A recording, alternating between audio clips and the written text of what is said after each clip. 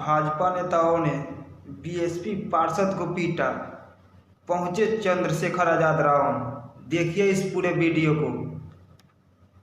कल यही हुआ कि जब इन्होंने अपने क्षेत्रों की बात रखी तो वो उनसे बर्दाश्त नहीं हुई, और खामियाजा ये हुआ, कीर्ति का तो कोई रोल भी नहीं था, विवाद भी दूसरे पार्षद साथी के साथ हो रहा था। इसने तो जिम्मेदारी अदा की कि वो बोर्ड है उसकी गरिमा बनी रहे उस सदन की, और इसने रोकने का काम किया।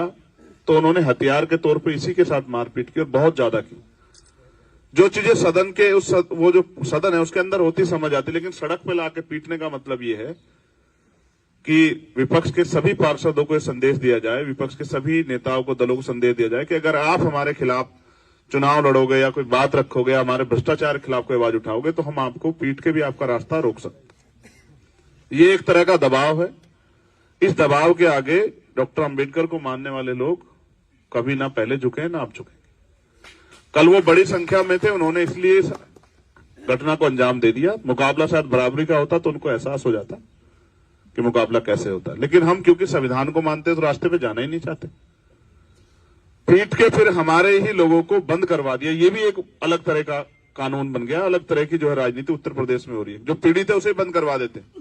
और मुझे जान के बड़ा दुख हुआ जब भरी आंखों से मुझे हमारे सम्मानित पार्षद ने बताया कि वो हमें ढूंढ रहे थे, पूरा उन्होंने थाने की घेराबंदी कर ली। अगर कल पुलिस के साथियों ने अपनी जिम्मेदारी ना अदा की होती तो वो हमें थाने में जिंदा जला देते। वो पेट्रोल वेट्रोल लेके घूम रहे थे, सरिये वरिये तलवारें लेके। इसका मतलब ये मेरठ वो धरती है जो क्रांति की धरती है, जहां कोतवाल धन सिंह गुर्जर और माता दीन वाल्मीकि जी के नेतृत्व में 1857 की क्रांति हुई, 10 मई 1857 को। उस धरती पे क्रांति यानी के लोगों की हक की आवाज उठाना, जुल्म के खिलाफ आवाज उठाने के अपराध में, इसको आजकल अपराध माना जा रहा है उत्तर प्रदेश में, उन आवाज उठाने वालों की आवाज दबाने का काम जला के मार के करने का प्रयास सरकार के लोगों ने किया। आप जानते हैं, मुझे कहने में कोई वो नहीं, आप देखे सरकार के एक मंत्री कैसे कूद कूद के दलितों का दमन कर रहे थे, और वो तो अपने पद का भी दुरुपयोग, अपने पद की गरिमा को भी नहीं बचा पाए। दूसरे जो एमएलसी हैं उन्होंने भी क्या रोल अदा किया आपने वो देखा। ये वही सरकार, उसी सरकार के नेता जो अभी कुछ दिन पहले जिन मुख्यमंत्री जी दलित सम्मेलन कर करके दलितों के हितैषी होने का दावा कर रहे थे। ना भाजपा के लोग कभी दलितों के हितैषी थे, ना पिछड़ों के, ना मुसलमानों के, ना ईसाइयों के, ना बौद्धिस्टों के, ना जैनों के, ना आज है, ना ही वो किसी न्याय पसंद अपर कास्ट के लोगों के भी वो किसी के समर्थक नहीं है। उनका एक एजेंडा है, जो भ्रष्टाचार में उनके साथ शामिल है, जो उनके लूटपाट में शामिल है, वो उनका अपना है, बाकी सब लोग उनके पराए।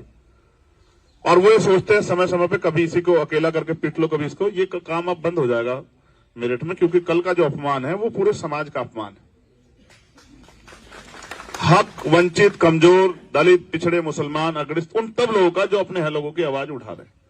और आप विश्वास करो, पूरे देश से मुझे फोन आए, क्योंकि हम एक बड़े संगठन को रिप्रेजेंट करते हैं, और यहां विपक्ष की भूमिका में सबने मुझसे कहा कि भैया ये तो सरासर अन्याय है। मैं फिर कह रहा हूं, इस बात को मैं बहुत जिम्मेदार दोहरा रहा हूं कि अगर कल पुलिस ने अपनी जिम्मेदारी ना अदा की होती, मैं धन्यवाद दूंगा पुलिस के साथियों का, तो आज हम इनकी जली हुई लाशों को शायद थाने से कहीं से उठा के या फिर किसी नाले वाले से उठा के लेके आते। ऐसा जो है कल का माहौल जो है वो मेरठ में उन लोगों ने बनाया। उनको ऐसा लगता है कि इनकी आवाज उठाने वाला कोई है नहीं, और ये अपने लोगों की आवाज उठाते, इनकी आवाज को दबा दिया जाए। मगर मैं समझता हूं कि जहां अन्याय होता है वहां न्याय के लिए आवाज भी उठती है। देश जो है क्रांतिकारियों का देश है, हमने अंग्रेजों के दांत खट्टे किए, इनकी क्या हैसियत है।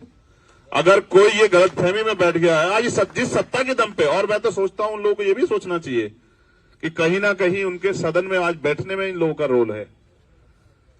तो हमने राजस्थान में भी ये करके दिखाया कि जिन्होंने कमजोर वर्गों पर उत्पीड़न किया, ऐसे कई सारे लोगों को हमने सदन में घुसने नहीं दिया। ये बात मेरी उन लोगों तक जाएगी जो आज जुल्म की जो है, क्योंकि सत्ता जो है ना, सत्ता एक नशा है, सत्ता का एक अहंकार होता है, उसमें आदमी पागल हो जाता है, पागलों जैसा व्यवहार करता है। कल जो व्यवहार था वो ऐसा ही था, वो किसी सम्मानित जनप्रति जैसा व्यवहार नहीं था। तो मैं पूरी जिम्मेदारी से ये बात कहता हूं कि जो सत्ता का अहंकार है, ये जनतंत्र के आगे, लोकतंत्र के आगे नहीं चलता है। मेरठ की जनता, उत्तर प्रदेश की जनता और हर न्याय पसंद व्यक्ति इस कल के अन्याय को पसंद नहीं कर रहा है, क्योंकि चुने हुए लोग अब मैं ये भी समझता हूं कि एक हथियार उनके पास है जिसको आपके सामने घटनाक्रम के तौर पे कल दिन में जब ये पूरी घटना शायद कोई मुझे नहीं लगता कि बीजेपी के लोगों ने कोई सफाई दी थी या कोई आरोप लगाया था, लेकिन जैसे जैसे शाम होती गई एक हथियार आजकल बीजेपी के लोग यूज कर रहे हैं कि महिला अपमान हुआ। और हम आप पर जानते हैं किस तरह से बहन बेटियों को हथियार बनाने का काम भारतीय जनता पार्टी बहुत दिनों से करती आ रही, जिसको रोका नहीं जा सकता, उसके खिलाफ इस तरह का षड्यंत्र किया जा सकता है। मैं उस पर बिल्कुल मेरा स्पष्ट कहना है कि वो सब कुछ रिकॉर्डिंग में है और वो बिटिया जिसके बारे में बहन जिसके बारे में कह रहे वो हमारी बहन। अगर उसके अपमान पे उसकी इतने सी भी आंच आएगी तो हम अपनी गर्दन जो है देने के लिए तैयार है, अपने खून का एक कतरा चुकाने के लिए तैयार है। लेकिन उसको हथियार बना के अगर आप दलितों को दमन करने का, उनको जान से मारने का, उनको जला के मारने का, उनको बेइज्जत करने का, उनके कपड़े फाड़ने का काम करोगे तो ये बर्दाश्त नहीं किया जाएगा। सब चीज रिकॉर्डिंग में, कोई चीज सदन की ऐसी नहीं जो रिकॉर्डिंग में ना हो। एक एक चीज गवाही के तौर पे है कि वहां क्या क्या घटनाएं हुई और किस तरह से एक जिम्मेदार सम्मानित पार्षद को नीचा दिखाते हुए लाकर सड़क पर मारने पीटने का प्रयास किया। यही उत्तर प्रदेश की सरकार का यही चाल चरित्र, भाजपा का यही चाल चरित्र है कि दलितों को, पिछड़ों को, मुसलमानों को, आदिवासियों को, जो और न्याय पसंद अन्य जातियों के लोग हैं, उनको किस तरह से अपमानित किया जाए। तो मैं पूरी जिम्मेदारी से कहता हूं, दल बल सब चीजों से ऊपर हटके ये इंसानियत की बात है, ये न्याय की बात है। हम, हमारी पार्टी, हमारा संगठन सम्मानित पार्षदों के साथ है। उनकी लड़ाई सड़क से लेके कोर्ट तक, जहां तक भी हम लड़ सकते हैं उसको लड़ेंगे। इनको किसी भी कीमत पे अगर इनके साथ दमन करने का प्रयास सरकार करेगी डराने के लिए, तो उस पे हम पुरजोर जवाब देने के लिए तैयार हैं।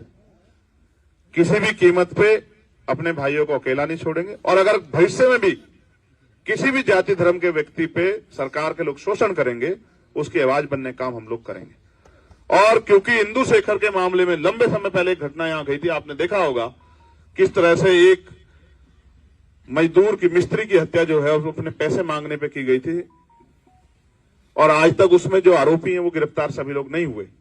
उसमें भी शायद 10 तारीख की पंचायत की कॉल समाज के जिम्मेदार लोगों ने यहां दी है। मैं खुद उस 10 तारीख की पंचायत में शामिल होऊंगा और मैं बड़े पैमाने पर आह्वान करता हूं देश भर के लोगों से कि वो भी 10 तारीख की पंचायत का हिस्सा बने। अगर सरकार, पुलिस, सब लोग मिलजुल के दमन करने का काम गरीबों का करेंगे, निर्दोष लोग करेंगे, तो उनके खिलाफ आवाज आज नहीं तो कल उठानी पड़ेगी। और अगर इस बात में मेरठ चूक जाता है, जो क्रांति की धरा है, जिसने देश को गुलामी से आजाद कराने के लिए पहली जो है आहुति दी, बलिदान दिया, अगर मेरठ चूक जाता है तो ये तो मेरठ का बहुत बड़ा अपमान होगा। तो मेरठ का अपमान, पश्चिम का अपमान, कमजोरों का, गरीबों का, नौजवानों का अपमान नहीं होने देंगे।